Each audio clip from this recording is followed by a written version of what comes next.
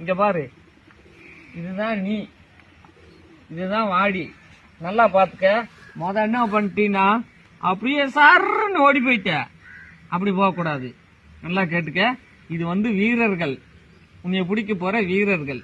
நீ என்ன பண்றீங்கன்னா இங்கிருந்து 2 கொம்பை கிட்டு இந்த கொம்பை ஆட்டினீங்கன்னா இவங்க என்ன பண்ணிடுவாங்க, கொஞ்சம் விலகி நிப்பாங்க.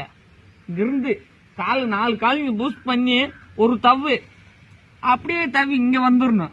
இங்க வர்றப்ப இங்கே நீ நடந்து வந்தீங்கன்னா பிடிச்சிருவாங்க. அதுதான் கூடாது. இங்கிருந்து தவி இங்க வந்தீங்கன்னா சுத்தி வருவாங்க. நீ இப்படி சுத்தி வர்றாங்களா, அப்ப என்ன பண்றீங்கன்னா அவங்க யாரும் குத்தாத, காயப்படுத்தாத, சும்மா பிடிச்சி அரட்டு உன் பக்கத்துலயே வரமாட்டாங்க. நான் இங்கதான் இருப்பேன், உனக்கு நேர் ஆப்போசிட் முன்னாடி தான் இருப்பேன்.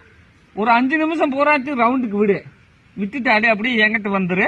அப்படியே உன்னை கூட்டிட்டு இடையில ஒரு பாதை வச்சிருப்பாங்க. இங்க பாடுறா, அந்த பாதையில நம்ம இப்படிக்கா போயிடுவோம். உன்னை இப்படியே விட்டேன்னா நீ அங்க ஏற்கனவே ஏகப்பட்ட பேர் இருப்பாங்க, அவங்க கூட போற சண்டை போடுவேன். உன்னை நான் பிரிச்சு கொண்டு வர்றதுக்கு எனக்கு சிரமமா இருக்கும். ஏன்னா அந்த அளவுக்கு அன்னைங்கிட்ட எனர்ஜி இல்லை. அதனால இங்கிருந்தே நம்ம இப்படியே வீட்டுக்கு வந்துருவோம். ஏன்னா கார் கொடுக்குறாங்களோ கட்டில் கொடுக்குறாங்களோ அதை அப்படி